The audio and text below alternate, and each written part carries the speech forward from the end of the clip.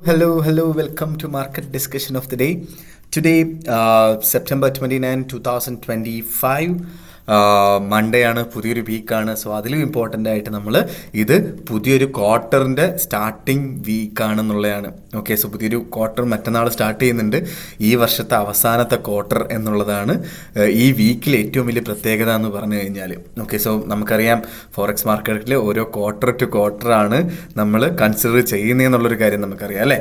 So coming to market discussion, coming to fundamental side, നമ്മൾ എല്ലാ തിങ്കളാഴ്ചയും പറയുന്നത് പോലെ ഫസ്റ്റ് ഓഫ് ഓൾ നമുക്ക് ഈ ആഴ്ചത്തെ ഫണ്ടമെൻ്റൽസ് മേജറായിട്ടുള്ള ന്യൂസുകൾ എന്തൊക്കെയാണ് ഉള്ളത് എന്നുള്ളത് നോക്കിക്കാണാം. അതിനുശേഷം നമ്മൾ ടെക്നിക്കൽ സൈഡിലോട്ട് പോവുകയും ചെയ്യാം. സോ അതിന് മുന്നേ ആയിട്ട് എനിക്ക് വളരെ ഇമ്പോർട്ടൻ്റ് ആയിട്ട് പറയാനായിട്ടുള്ളൊരു കാര്യം എന്താ വെച്ചാൽ, നമ്മളുടെ ഇന്ന് സ്റ്റാർട്ട് ചെയ്യാനിരുന്ന പുതിയ ബാച്ച് അടുത്ത ആഴ്ചത്തേക്ക് പോസ്റ്റ്പോണ്ട് ചെയ്തു എന്നുള്ളൊരു കാര്യമാണ്. സോ കാരണം ഒരുപാട് അവധികളും ഒരുപാട് കാര്യങ്ങളൊക്കെ ഉണ്ടായതുകൊണ്ടിട്ട് ഈ ആഴ്ച മിക്കവാറും പല ആൾക്കാരും ബിസി ആയിരിക്കും അല്ലേ. സോ അതുകൊണ്ടിട്ട് തന്നെ എന്താ പറയുക, ഈ ആഴ്ച മാറ്റി നമ്മൾ അടുത്ത വീക്കിലോട്ട് നമ്മളുടെ പുതിയ ബാച്ച് മാറ്റിയിട്ടുണ്ടെന്നുള്ളൊരു കാര്യം ഞാൻ എടുത്ത് ഓർമ്മിപ്പിച്ചു പോവാണ്. ഒരുപാട് ആൾക്കാർ രജിസ്റ്റർ ചെയ്തിട്ടുണ്ടായിരുന്നു. സോ അവർക്കെല്ലാം ഞാൻ പേഴ്സണലി മെസ്സേജ് അയക്കുന്നതായിരിക്കും.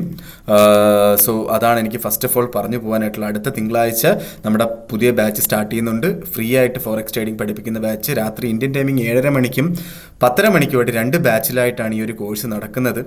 സോ കോഴ്സിൽ ജോയിൻ ചെയ്യണം എന്നുള്ള ആൾക്കാർക്ക് എൻ്റെ ഡിസ്ക്രിപ്ഷനിൽ നമ്പർ ഉണ്ടാവും. എനിക്ക് മെസ്സേജ് അയച്ചു കഴിഞ്ഞാൽ ബാക്കി കാര്യങ്ങൾ ഞാൻ കോർഡിനേറ്റ് ചെയ്യുന്നതായിരിക്കും എന്നെടുത്ത് ഓർമ്മിപ്പിച്ച് പോവുകയാണ്. So coming to market discussion, coming to fundamental side, നമുക്ക് ഈ വീക്കിലെ ഫണ്ടമെൻ്റൽസ് നമ്മൾ നോക്കുകയാണെന്നുണ്ടെങ്കിൽ നമുക്ക് ഫസ്റ്റ് ഓഫ് ഓൾ ഈ എന്താ പറയുക, ഇന്ന് നമുക്ക് പ്രത്യേകിച്ച് വലിയ ന്യൂസുകളൊന്നും തന്നെ ഇല്ലാത്ത ദിവസമാണ്. ഓക്കെ, സോ ഇന്ന് നമ്മൾ നോക്കിക്കഴിഞ്ഞാൽ ഇന്ന് നമുക്ക് പ്രത്യേകിച്ച് വലിയ ന്യൂസുകളൊന്നുമില്ല. കൺസ്യൂമർ പ്രൈസ് എക്സ്പെക്റ്റേഷൻ യൂറോ സോണിൽ നിന്നുണ്ട്. യൂറോയിൽ ട്രേഡ് ചെയ്യുന്ന ആൾക്കാർ ഓൾറെഡി അത് കഴിഞ്ഞു കേട്ടോ. സോ ഇന്ന് ഞാൻ കുറച്ച് ലേറ്റായി ഈ ഒരു മാർക്കറ്റ് ഡിസ്കഷൻ്റെ ഇത് ചെയ്യാനായിട്ട്, മീറ്റിംഗ് ചെയ്യാനായിട്ട് ഞാൻ കുറച്ച് ലേറ്റായി പോയി. കാരണം ഇന്ന് രാവിലെ കുറച്ച് കാര്യങ്ങൾ വർക്ക് ഉണ്ടായിരുന്നു. സോ അത് കാരണം എനിക്ക് ലേറ്റായിപ്പോയി. സോ ബേസിക്കലി നമ്മൾ നാളത്തേക്ക് നോക്കിക്കഴിഞ്ഞാൽ, നാളെ രാവിലെ UK timing 12:50. Okay, Indian timing ഇവിടെ വെളുപ്പാങ്കാലം 5 മണിയൊക്കെ ആയിരിക്കും. ഓക്കെ, റീറ്റെയിൽ സെയിൽസ് വരുന്നുണ്ട് JPYയിൽ നിന്ന്, ജപ്പാനിൽ നിന്ന് റീറ്റെയിൽ സെയിൽസ് വരുന്നുണ്ട്. ആ ഒരു സമയത്ത് JPYയിൽ ട്രേഡ് ചെയ്യുന്ന ആൾക്കാർ ഇന്നത്തെ ദിവസത്തിന് മുന്നേ ആയിട്ട് മാർക്കറ്റിൽ നിന്ന് മാറി നിൽക്കണം എന്നുള്ളൊരു കാര്യം മനസ്സിലാക്കുക. ഓക്കെ, നാളെ ആ ഒരു ന്യൂസ് മാത്രമാണ് ഇമ്പോർട്ടൻറ്റ്. പിന്നീട് GDP അനൗൺസ്മെൻറ്റ് മറ്റന്നാൾ നമുക്ക് നാളെ രാവിലെ 7 മണിക്ക് UK ടൈമിംഗ് 7 മണിക്ക് GDP അനൗൺസ്മെൻറ്റ് ഫ്രം UK വരുന്നുണ്ട്. GBPയിൽ ട്രേഡ് ചെയ്യുന്ന ആൾക്കാർ വളരെ ശ്രദ്ധിച്ചിരിക്കുക. നാളെ രാവിലെ 7 മണിക്ക്. ഓക്കെ, അതിനുശേഷം ഉച്ചയ്ക്ക് 1:50 ECB പ്രസിഡന്റ് ലഗാർഡിൻ്റെ സ്പീച്ച് ഉണ്ട്. അതും വളരെ ഇമ്പോർട്ടൻ്റ് ആയിട്ട് നമ്മൾ നോക്കിക്കാണുക. അതേപോലെ ജോബ് ഓപ്പണിങ്ങും അതേപോലെ കൺസ്യൂമർ കോൺഫിഡൻസ് ഇൻഡെക്സും നാളെ ഉച്ചയ്ക്ക് 3 മണിക്ക് UK ടൈമിംഗ് 3 മണിക്ക് വരുന്നുണ്ട് എന്നുള്ളൊരു കാര്യം മനസ്സിലാക്കുക. ഓക്കെ, ബുധനാഴ്ച നമുക്ക് ഫുള്ളി ഒരു ടെക്നിക്കൽ ഡേ ആയിട്ട് കൺസിഡർ ചെയ്യാം. യൂറോ സോണിൽ നിന്ന് CPIയുടെ ഡേറ്റ വരുന്നുണ്ട്. യൂറോയിൽ ട്രേഡ് ചെയ്യുന്ന ആൾക്കാർ ആ ഒരു സമയത്ത് ഒന്ന് മാറി നിൽക്കണം. ഓക്കെ, അല്ലെങ്കിൽ ഒന്ന് ശ്രദ്ധിച്ചു പോകണം. അതേപോലെ ADP non farm employment change ഉണ്ട്. ISM നോൺ മാനുഫാക്ചറിങ് PMI ഉണ്ട്. ISM മാനുഫാക്ചറിങ് പ്രൈസ് പെയ്ഡ് ഉണ്ട്. ഈ ക്രൂഡ് ഓയിൽ സ്റ്റോക്ക് ചെയ്യുന്നുണ്ട്. ഇത്രയും വളരെ വളരെ ഇമ്പോർട്ടൻ്റ് ആയിട്ടുള്ള ന്യൂസാണ്. ഓക്കെ, വളരെ ഇമ്പോർട്ടൻ്റ് എന്ന് പറഞ്ഞാൽ ഒരു ഡയറക്ഷണൽ ചേഞ്ച് ഒന്നും ഉണ്ടാക്കുകയൊന്നുമില്ല. പക്ഷേ ഉറപ്പായിട്ട് ഒരു വോളറ്റാലിറ്റി ആ ഒരു സമയത്ത് നമ്മൾ പ്രതീക്ഷിക്കേണ്ടതായിട്ടിരിക്കുന്നു. ഓക്കെ, സോ ഇതൊന്നും വലിയ ഇമ്പോർട്ടൻറ്റ് ന്യൂസുകളൊന്നും അല്ല, പക്ഷേ എന്നാലും ചെറിയ ഇമ്പാക്റ്റുകൾ ഉണ്ടാക്കി പോകാനായിട്ടുള്ള ന്യൂസുകൾ തന്നെയാണ്. വ്യാഴാഴ്ച നമുക്ക് ഇനിഷ്യൽ ജോബ്ലെസ് ക്ലെയിമിൻ്റെ ന്യൂസ് വരുന്നുണ്ട്. അതും വലിയ ഇമ്പാക്റ്റ് ഒന്നും ഉണ്ടാക്കത്തില്ല. പക്ഷേ വെള്ളിയാഴ്ച വളരെ വളരെ വളരെ വളരെ ഇമ്പോർട്ടൻ്റ് ആയ നമ്മുടെ നോൺ ഫാം പേറോൾ വരുന്നുണ്ട്. 1:30 മണിക്കാണ് നോൺ ഫാം പേറോൾ വരുന്നത്. വെള്ളിയാഴ്ച മറന്നു കളയും. വെള്ളിയാഴ്ച നമ്മൾ ട്രേഡിങ്ങിനകത്ത് ഇല്ല എന്നുള്ളൊരു കാര്യം മനസ്സിലാക്കി മുന്നോട്ട് പോകുന്നതായിരിക്കും നമ്മളുടെ ക്യാപിറ്റൽ പ്രൊട്ടക്ഷൻ ഏറ്റവും ബെറ്റർ ആയിട്ടുള്ള കാര്യം. സോ നമ്മളുടെ ക്യാപിറ്റൽ പ്രൊട്ടക്ഷൻ ആണ് ഏറ്റവും ഇമ്പോർട്ടൻ്റ് ആയിട്ട് നമ്മൾ ശ്രദ്ധിക്കേണ്ടത്. സോ ക്യാപിറ്റൽ പ്രൊട്ടക്ഷൻ എന്ന് പറയുമ്പോൾ നമ്മൾ ഏൺ ചെയ്ത പൈസ അത് പ്രൊട്ടക്റ്റ് ചെയ്യുക അല്ലേ. അത് പ്രൊട്ടക്റ്റ് ചെയ്യാനായിട്ട് നമ്മൾ എന്താ ചെയ്യേണ്ടത്? നമ്മൾ ന്യൂസ് ഡേയ്സിൽ ട്രേഡ് ചെയ്യാതിരിക്കുക, ഫസ്റ്റ് കാര്യം.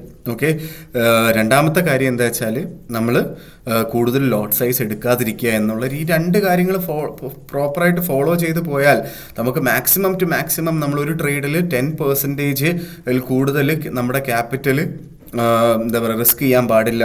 ഓക്കെ, അതേപോലെ തന്നെ ടോട്ടൽ ഒരു കാരണവശാലും നമ്മൾ ഇപ്പം ഒരു ട്രേഡ് നമ്മൾ ലോസ് ആയിപ്പോയി 10% പോയി, അടുത്ത ട്രേഡും 10% ആക്കരുത്. നമ്മൾ ടോട്ടൽ മാക്സിമം പോയി കഴിഞ്ഞാൽ 20% മാത്രമേ നമ്മളുടെ ക്യാപിറ്റൽ റിസ്ക് ചെയ്യാൻ പാടുള്ളൂ എന്നുള്ള റൂള് മാത്രം ഫോളോ ചെയ്ത് പോയാൽ തന്നെ നമുക്ക് അത്യാവശ്യം നല്ല രീതിയിൽ പ്രോഫിറ്റബിൾ ട്രേഡറായി മാറാം എന്നുള്ളൊരു കാര്യമാണ് എനിക്ക് പറഞ്ഞു പോകാനായിട്ടുള്ളത്.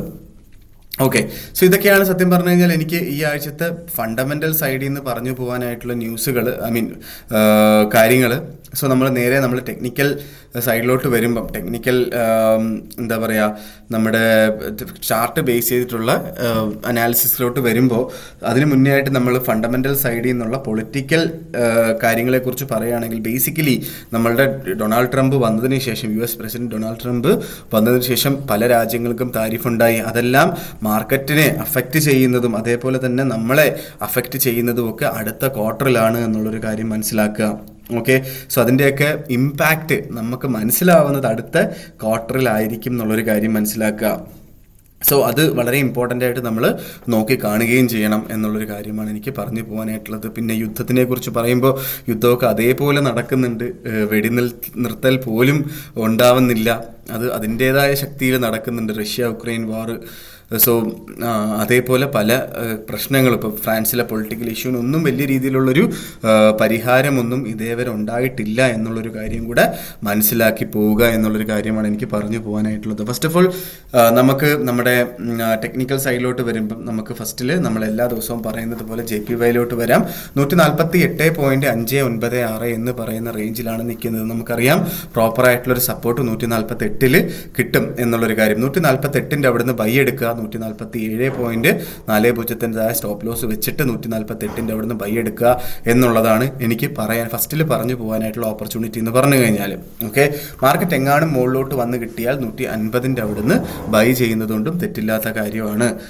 148.60 എന്ന് പറയുന്ന ഒരു സപ്പോർട്ടാണ്. പക്ഷേ ആ ഒരു സപ്പോർട്ട് ബ്രേക്ക് ചെയ്തിട്ടാണ് കഴിഞ്ഞ 1 അവർ ക്യാൻഡിൽ സ്റ്റാർട്ട് ചെയ്തത്. ഈ ക്യാൻഡിലും 148.60 താഴെയാണ് സ്റ്റാർട്ട് ചെയ്തത്. അതുകൊണ്ടിട്ട് ഈ ഒരു പോയിന്റിൽ നിന്ന് ബൈ എടുക്കേണ്ട ആവശ്യമില്ല. 148 വരെ വെയിറ്റ് ചെയ്തിട്ട് ബൈ എടുക്കുന്നതായിരിക്കും ഏറ്റവും ഉചിതമായിട്ടുള്ളൊരു കാര്യം എന്നെടുത്ത് ഓർമ്മിപ്പിച്ചു പോവുകയാണ് ഞാൻ വീണ്ടും.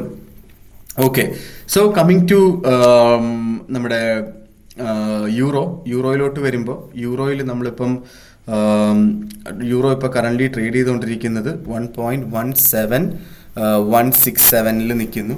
ഓക്കെ, സോ യൂറോ നമുക്ക് ഒന്നും കൂടെ ഒന്ന് റീട്രേസ് കിട്ടും. ഒന്നെങ്കിലും 1.1700 അവിടെ നിന്ന് ബൈ ചെയ്ത് മുന്നോട്ട് പോവുക, ഇല്ലാന്നുണ്ടെങ്കിൽ ഒന്നുകൂടെ റീട്രേസ് ചെയ്ത് താഴെ 1.1680 അവിടെ കിട്ടിക്കഴിഞ്ഞാൽ അവിടെ നിന്ന് വേണമെങ്കിലും ബൈ ചെയ്ത് മുന്നോട്ട് പോവുക. ഇല്ലാത്ത പക്ഷം യൂറോ നമുക്ക് 1.1800 അവിടെ നിന്നുള്ളൊരു സെല്ലാണ് നല്ലൊരു എൻട്രി എന്ന് പറഞ്ഞു കഴിഞ്ഞാൽ. ഓക്കെ, സോ നേരെ നമ്മൾ GBPയിലോട്ട് വരുമ്പം GBP ഇപ്പോൾ കറൻ്റ്ലി ട്രേഡ് ചെയ്തുകൊണ്ടിരിക്കുന്ന 1.34312 നിൽക്കുന്നു.